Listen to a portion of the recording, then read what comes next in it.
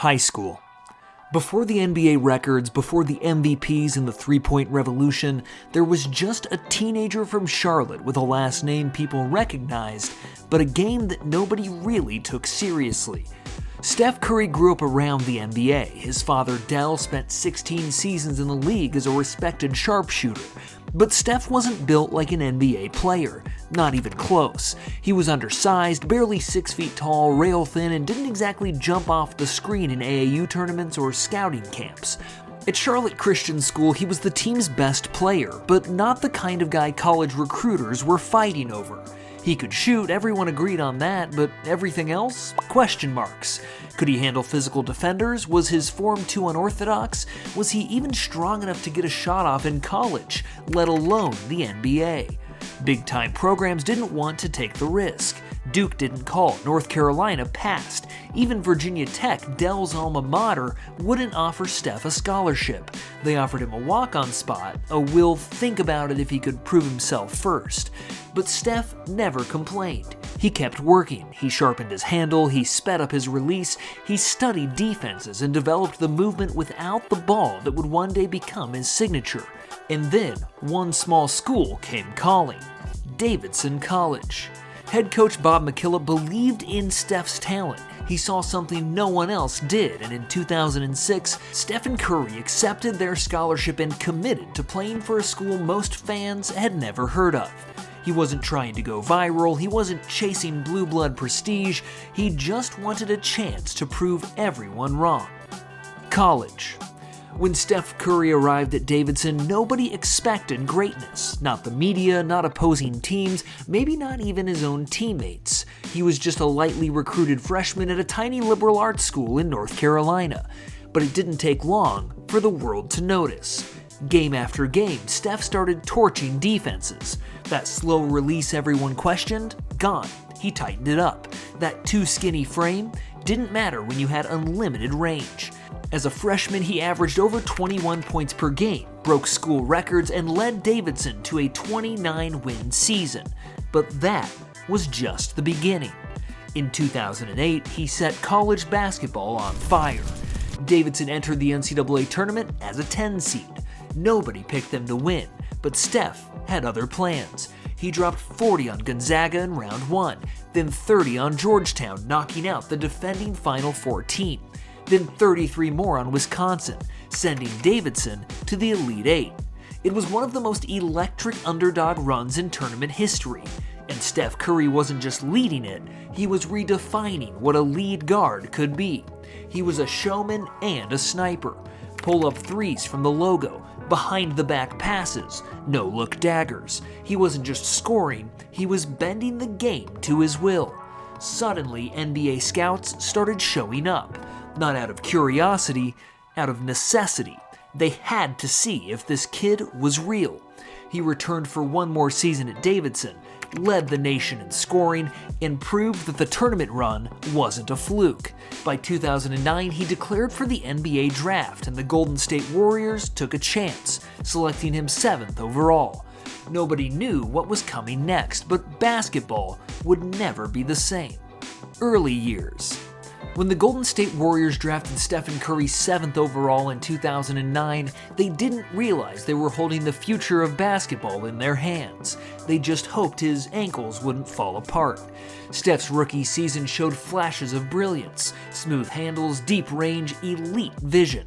He averaged 17.5 points and 5.9 assists per game and finished second in Rookie of the Year voting behind Tyreek Evans. But the Warriors weren't good, not even close. They won 26 games. Their roster was a revolving door, and behind the scenes, there were doubts about whether Steph could hold up physically. Because those ankles, they betrayed him early. From 2011 to 2012, Steph missed more than half the season. Multiple surgeries, lingering pain, he'd tweak it in practice, roll it during games, and leave fans holding their breath every time he changed direction. At one point, the injuries were so concerning that the Warriors locked him into a 4-year, $44 million extension, which at the time looked like a gamble. Some even called it reckless.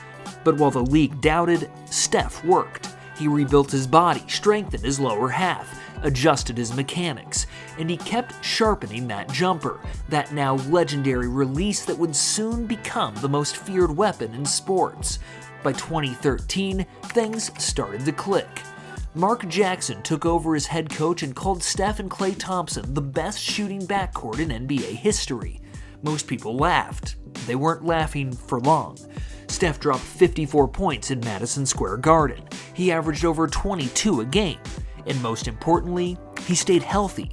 In the 2013 playoffs, he led the Warriors to a first-round upset over the Nuggets. And though they fell to the Spurs in the second round, the basketball world had seen enough. Steph Curry wasn't just a great shooter, he was a franchise cornerstone. But there was still one more hurdle: control. Steph had always been dazzling, but now he was learning to control the tempo of a game. He wasn't just hunting highlights, he was orchestrating offenses, commanding doubles, breaking defenses down with surgical precision. And behind the scenes, a dynasty was quietly forming. Draymond Green, Klay Thompson, Andre Iguodala. A new culture was brewing in the Bay. In 2014, the Warriors made one more change that would alter NBA history.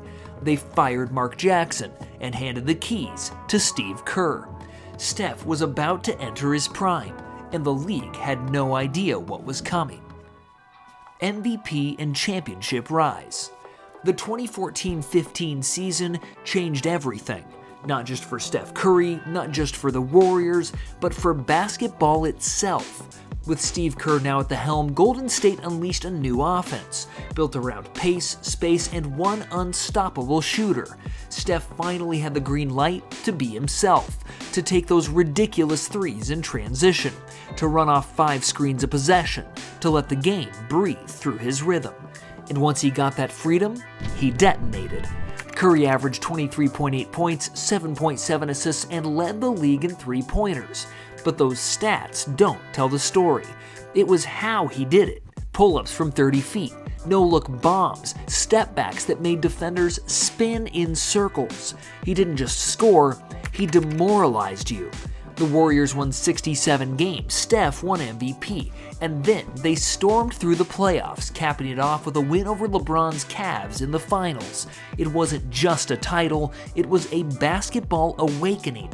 Steph had proven that you could dominate a game, dominate a league, without brute strength, without towering height, and without chasing contact. He had officially broken the mold. But then came 2015-16. And Steph broke something even bigger: the game itself. He came back sharper, faster, better, and somehow hotter. 30.1 points per game, 50-45-90 shooting splits, 402 three-pointers, a number so absurd that nobody's come close since. He was hitting walk-off half-court shots like they were layups, and most nights the game felt like a video game set to rookie. The Warriors won 73 games, the most in NBA history. Steph won the first ever unanimous MVP. And suddenly, he wasn't just a great player, he was a movement. Kids were emulating his shot, high school gyms were filled with logo threes, and entire NBA defenses were being redesigned just to deal with one player. But greatness always comes with a test. The Warriors flew through the playoffs and found themselves in a rematch with LeBron and the Cavaliers. They went up 3-1. The dynasty was practically engraved already. And then, it all unraveled.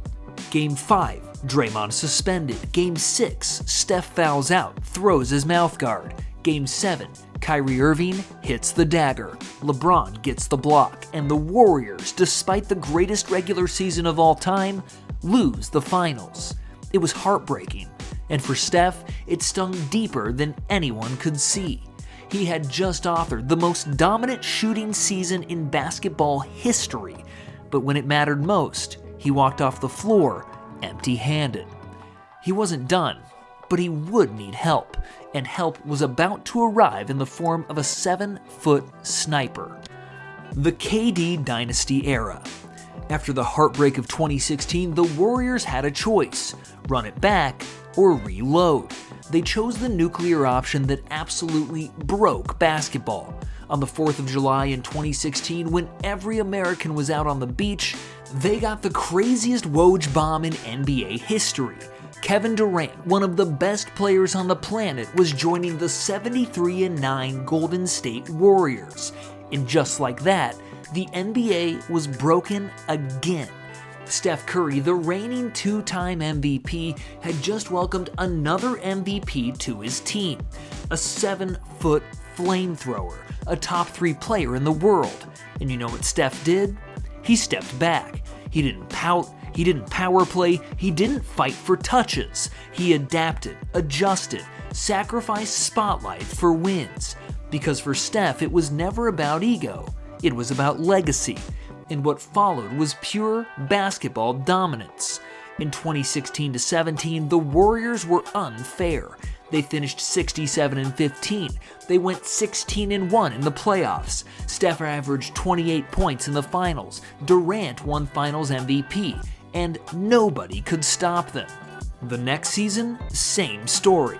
Curry battled injuries during the regular season, but come playoff time, he was lethal. In the 2018 Western Conference Finals against Houston, Steph flipped the switch, torching the Rockets in the second half of Game 7. They returned to the finals and swept LeBron's Cavaliers. Another ring, another KD Finals MVP. But still, Curry was the engine. The spacing, the gravity, the unselfishness. He made it all work. But the cracks were starting to show. KD wanted more credit. Draymond's temper flared. The bench got thinner, and in 2019, the dynasty started to wobble. In the playoffs, Steph reminded everyone who started this. In the West semis, he dropped 33 1/2 to eliminate the Rockets without KD. In the conference finals, he dismantled the Blazers with 36 a night. He was playing the best ball of his life, just him, Clay, and Draymond, back to basics. But in the finals, the toll caught up. Durant ruptured his Achilles, Clay tore his ACL, and Steph, exhausted, double-teamed, dragging a depleted roster, couldn't beat the Raptors by himself. He gave it everything, but the dynasty fell in Game 6. The run was over, at least for now. Durant left for Brooklyn, Clay was out for the year, the Warriors were headed for a reset, and Steph was about to face his toughest stretch yet. The rebuild. The dynasty was over. Durant was gone. Clay was sidelined. And for the first time in years, the Warriors were just bad. The 2019-20 season was supposed to be a reset, a transition into the next phase of contention. But just 4 games in, it all fell apart. Steph drove into traffic, got tangled, and broke his left hand. Surgery, months of rehab. Suddenly, the face of the league was out of sight. Without Steph, the Warriors unraveled. They finished 15-50, the worst record in the NBA. It was jarring, from 73 wins to the league's basement in just a few years. But while the media started writing eulogies, Steph wasn't done. He was plotting his return. In 2020, the world changed, and so did the league. The bubble season came and went without the Warriors. But Steph kept working. Healed the hand, built up strength, fine-tuned his craft. Then came 2021. No KD, no Clay, just Steph and a bunch of questions. He responded with one of the most savage individual seasons of his career. 32 points per game, leading the league in scoring at age 33. Over 5 rebounds, 5 assists, and a league-best 337 threes, all while being double and triple-teamed nearly every night. The spacing was gone, the help was minimal, and yet Steph turned every game into a fireworks show. He dropped 62 on Portland. He hit 11 threes against OKC. He cooked defenses so badly they started guarding him at half court, and sometimes even that wasn't far enough. The Warriors clawed their way to the play-in tournament. Steph carried them past Memphis in the first game, but in the do-or-die matchup against LeBron and the Lakers, they fell just short. The season ended without a playoff run. But no one doubted anymore. Steph Curry wasn't a system player. He was the system. He didn't need KD, didn't need a super team. He was a one-man revolution, dragging an average roster into relevance and reminding everyone exactly who he was. The dynasty wasn't dead, it was just reloading. And what came next? Nobody was ready for it. 2022 Championship Redemption. This was the moment Steph Curry had waited for. After years of injuries, doubt, and watching other stars rise, the band was finally back together. Klay Thompson returned after 941 days. Draymond was healthy. The Warriors added new weapons. Andrew Wiggins, Jordan Poole, Kevon Looney stepping into bigger roles. And Steph, he came into the 21-22 season with a mission. He didn't say it, he didn't need to. Every game he played sent the message loud and clear: I'm still him. He started the season on a tear, dropped 50 on the Hawks, passed Ray Allen to become the NBA's all-time leader in three-pointers, doing it in Madison Square Garden, the mecca of basketball, with his parents watching from the stands. It wasn't just a record, it was a torch-passing moment. Steph didn't change the game, he became the standard. The Warriors won 53 games and entered the playoffs healthy for the first time in years. And once the postseason started, Steph reminded everyone what a dynasty looks like. They took down the Nuggets, outclassed the Grizzlies, overpowered Luka and the Mavericks in the Western Conference Finals, and then the grand stage, the NBA Finals against the Boston Celtics, the league's #1 defense. And Steph went ballistic. 34 points in Game 1, a cold-blooded Game 4 masterpiece, 43 points, 10 rebounds, dragging Golden State across the finish line to even the series. The Celtics had length, strength, and elite defenders at every position. None of it mattered. They threw doubles, traps, switches. Nothing worked. Steph was untouchable. He averaged 31.2 points on 48, 43, and 85 shooting. He hit dagger after dagger. And when it was over, when the confetti rained down in Boston in Game 6, he finally got the one thing that had always eluded him: Finals MVP. Steph collapsed to the floor in tears. This one meant something different. No Durant, no asterisks, just Steph, leading, dominating, and silencing every critic who ever questioned his place in history. 4 rings, 2 MVPs, and now a Finals MVP to complete the resume. The dynasty was real, the legacy was untouchable, and Steph Curry had officially etched his name in the pantheon of all-time greats, not just as the best shooter ever, but as a champion in every possible way. The present era. Steph Curry isn't supposed to still be doing this. Not at this level, not in year 14, 15, 16. But here he is, still dancing behind the arc, still torching defenders, and still looking like the smartest man on the floor, every single night. The 2022 championship was supposed to be the perfect ending, but for Steph, it wasn't the end. It was just the beginning of a new phase, the master phase. He's not the fastest guy anymore, he's not jumping out of the gym, but the feel, the footwork, the off-ball movement, better than ever. In 2023, he averaged over 29 points per game at age 35. He dropped 50 points in Game 7 on the road, the most in NBA history against the Kings. He swept the floor with younger stars who'd grown up idolizing him. The Warriors didn't make the finals, but Steph made sure nobody forgot who ran the show. And off the court, he's everywhere. Documentaries, endorsements, a booming media company. But none of that has slowed him down. In 2024, the Warriors tried to retool, added Chris Paul, gave more responsibility to the young core, Kuminga, Moody, Podziemski, but the league kept getting younger and faster. Victor Wembanyama arrived, Luka took another leap, Tatum and Shea became MVP candidates, and the media started asking, is the Curry era over? Steph didn't respond with words. He responded with buckets. He continued hitting logo threes like free throws. He turned transition moments into highlights. He led comeback after comeback. And every time someone thought the torch was finally passed, he snatched it right back. By 2025, he was 37, still averaging over 25 a game, still leading one of the most complex offenses in NBA history, still drawing 3 defenders the moment he crossed half court, and still reminding everyone that greatness isn't just about youth or athleticism, it's about evolution. He's not just keeping up with the new generation, he's teaching them how it's done. And even with Father Time on the doorstep, Steph Curry still feels like a cheat code. The future. The 2025 season is in the books, and Stephen Curry, he's still not finished.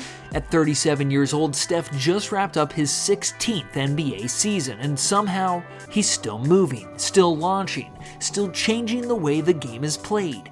He averaged 25 points per game, shot over 40% from 3, and led the Warriors to yet another playoff run, this time mentoring a younger core while still being the centerpiece. He's not the best player in the league anymore, but he's still one of the most dangerous, because he doesn't need to outrun you, he just needs half a second.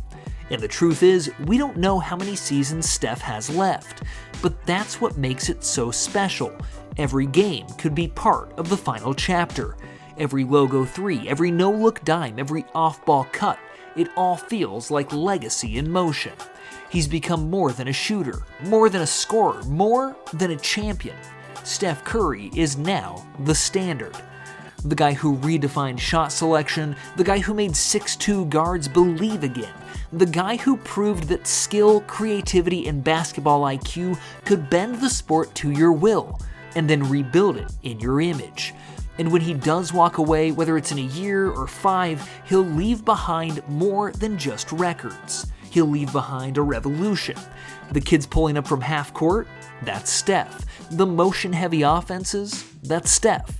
The entire three-point era, that's because of Steph. 4 championships, 2 MVPs, including the first unanimous one ever, a Finals MVP, the all-time leader in three-pointers by a mile, and the greatest shooter this game has ever known, with no second place in sight. He's inspired a generation, silenced the doubters, transcended the game, and now he's playing for one thing even bigger than titles: legacy. Maybe he'll chase one more ring, maybe he'll raise up the next Warriors dynasty, maybe he'll move into coaching, ownership, or become the face of basketball media. Whatever happens next, one thing is certain: Stephen Curry isn't just a part of NBA history, he is NBA history. And even after the buzzer sounds for the final time, his impact will echo for generations. Because some players change teams, some change seasons, but only a few ever change the game itself.